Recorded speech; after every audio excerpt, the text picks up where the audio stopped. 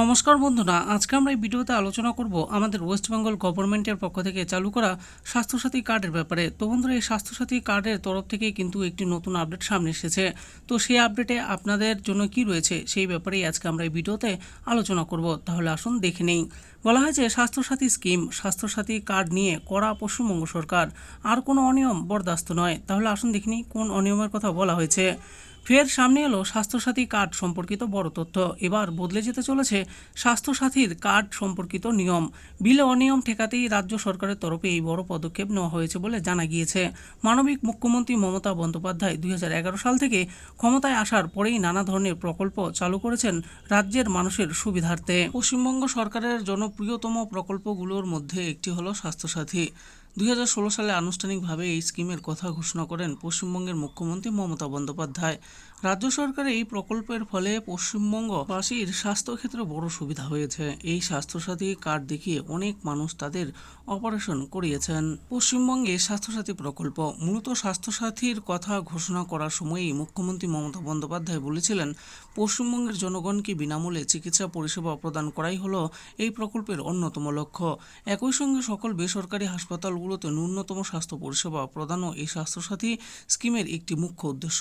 তবে সাম্প্রতিক অতীতে এই স্বাস্থ্যসাথী প্রকল্পের বিল নিয়ে বেশ কিছু অনিয়মের অভিযোগ সামনে এসেছে। স্বাস্থ্যসাথী কার্ডে অনিয়ম, এবার তা রুখতেই তৎপর হয়ে উঠল রাজ্য স্বাস্থ্য দপ্তর। আর তাই স্বাস্থ্যসাথী কার্ডের নিয়মে আসতে চলেছে বদল। মূলত স্বাস্থ্যসাথী স্কিমে সর্বোচ্চ 5 লক্ষ টাকা অবধি চিকিৎসা পরিষেবার সুযোগ পেয়ে থাকেন সকলে। এই কার্ড থাকলে চিকিৎসার জন্য হাসপাতালে ভর্তি হতে গেলে রোগীকে আগে থেকে কোনো টাকা দিতে হয় না, এই কার্ড দেখালেই হয়। পরে সরকারের সেই বিল দেওয়ার কথা। স্বাস্থ্যসাথী স্কিম নিয়ে বড় আপডেট। তবে এই প্রকল্পের সুবিধা হাসপাতালে ভর্তি হয়ে চিকিৎসা করালেই পাওয়া যায়, বহির্বিভাগে চিকিৎসা করালে কিন্তু পাওয়া যায় না। তবে এবার থেকে স্বাস্থ্যসাথী স্কিমে নতুন নিয়ম অনুযায়ী কোনো রোগী যদি 10 দিনের বেশি হাসপাতালে ভর্তি থাকেন তাহলে সেই রোগীর মেডিকেল অডিট হবে। এরপরেই সরকারের বিলের টাকা পাস করবে। একই সঙ্গে যে সার্জারির জন্য ওই রোগী হাসপাতালে ভর্তি হয়েছিলেন, শুধুমাত্র সেই টাকাই সরকারের তরফ থেকে দেওয়া হবে। ভর্তি হওয়ার পর রোগীর যদি অন্য কোনো সমস্যা ধরা পড়ে তাহলে তার খরচ কিন্তু রাজ্য সরকার দেবে না।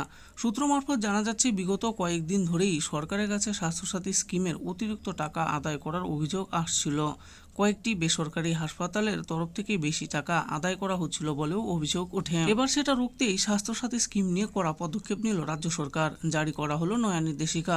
যদিও অডিট করে আদৌ এই নিয়ম ঠেকানো যায় কিনা সেটি এখন দেখার বিষয়, কিন্তু এর ফলে রাজ্যের সকল গরিব ও মধ্যবিত্ত মানুষদের খুবই সুবিধা হতে চলেছে, সেইটা বলাই বাহুল্য।